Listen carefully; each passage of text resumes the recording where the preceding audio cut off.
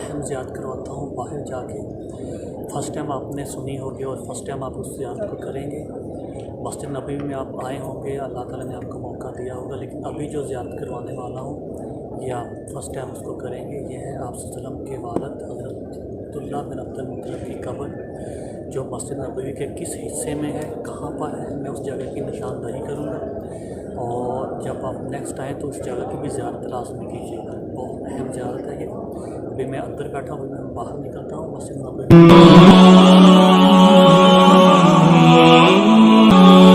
ये मस्जिद नबवी का बाब नंबर 6 है।